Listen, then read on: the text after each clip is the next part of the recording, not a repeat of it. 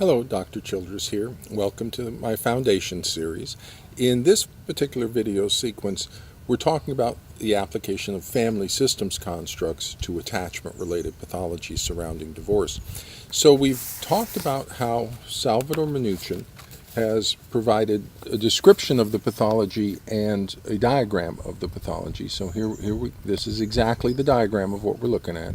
Father and son in a coalition against the mother. You see the triangle, you see the emotional cutoff, you see the enmeshed relationship. And then Jay Haley provides the actual definition of the pathology over here, and in a section that he calls the perverse triangle.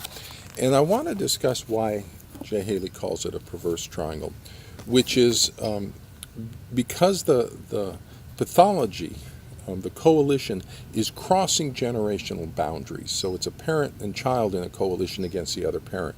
And we never, ever want to see things crossing generational boundaries.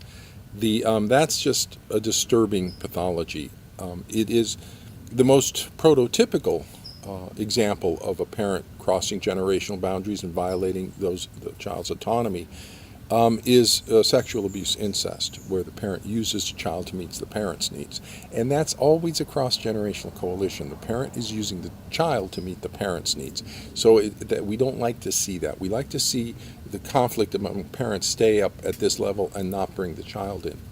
So with this pathology, where we have one child rejecting a parent, there is a disturbing feature of that violation of the child's integrity.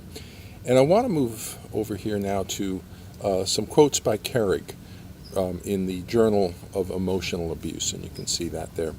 And what Carrig says about this violation of generational boundaries is she says, the breakdown of appropriate generational boundaries between parents and children significantly increases the risk of emotional abuse.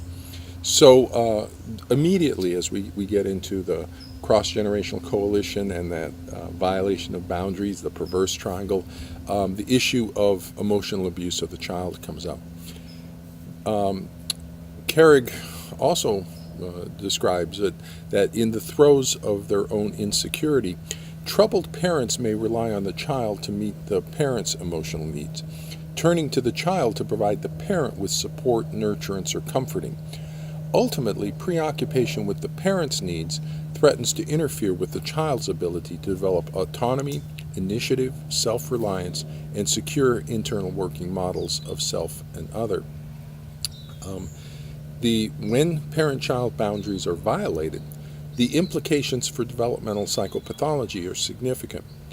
Poor boundaries interfere with the child's capacity to progress through development, which, as Anna Freud suggested, is a defining feature of childhood psychopathology. Carrig there is talking about the damaging effects, and they're immensely damaging effects psychologically, to a parent who violates the child's integrity, that diffuse boundaries in the parent-child relationship. And surrounding attachment-related pathology following divorce, the concern as a clinical psychologist I have in that perverse triangle is when it involves a cross-gender feature as well. So we have a father who is in a cross-generational coalition with his daughter against the mother. And there, when we have that cross-generational coalition, the boundary violations, it starts to get very uncomfortable. That in that case, a father's alliance with the daughter is replacing the mother in the hierarchy, in the role relationship to the father. So she's essentially replacing her mother in the spousal relationship with her father through that cross-generational coalition. And oh my goodness, we never, ever, ever want to see the daughter in a spousal relationship with her father, especially one that's rejecting her mother. Oh my goodness, we're just looking at all sorts of psychological issues in that poor girl.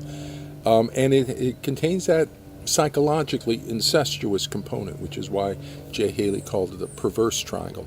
And then alternatively, when we have the cross-gender of the boy in a cross-generational coalition with his mother against the father, And so that's the boy is now replacing his father in the spousal role with his mother. Oh my goodness, that's going to create all sorts of damaging implications for the son, who's in a psychologically incestuous relationship with his mother, having replaced his father. There's 20 years of psychoanalysis on my couch just from that alone. And so that's a very disturbing pathology because of the ripples it contains of that sexual abuse violation of the child's integrity. So, oh my goodness, we never ever want to see a cross-generational coalition in any parent-child relationship, but particularly around the cross-gender relationships. Another quote, another description from Carrig describes the process by which this cross-generational coalition of forms, or the diffusion of boundaries, impacts the child. So according to Carrig, rather than telling the child directly what to do or think, as does the behaviorally controlling parent, the psychologically controlling parent uses indirect hints and responds with guilt induction or withdrawal of love if the child refuses to comply. In short, an intrusive parent strives to manipulate the child's thoughts and feelings in such a way that the child's psyche will conform to the parent's wishes. And that again has these sexual abuse, incestuous overtones that are disturbing. Now, I'm not saying there's sexual abuse of the child in this pathology.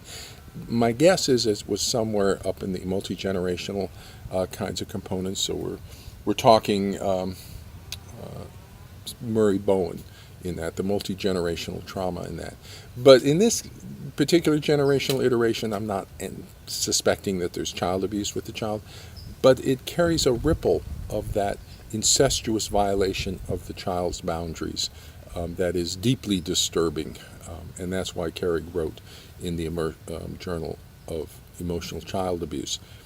So getting the child's psyche to conform to the parent's wishes, that's a lot of what the father in that sexual abuse thing, it's not a sexual issue, it's a destructive violation of the child.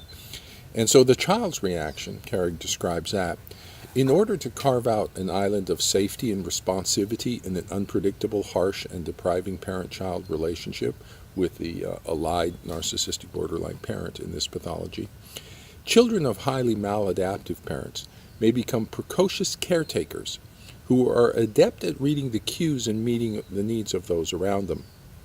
The ensuing preoccupied attachment with the parent interferes with the child's development of important ego functions, such as self-organization, affect regulation, and emotional object constancy. So that is an amazingly insightful and complete description by Carrig of the child's response to the cross-generational coalition and the violation of integrity and autonomy by the allied narcissistic borderline parent.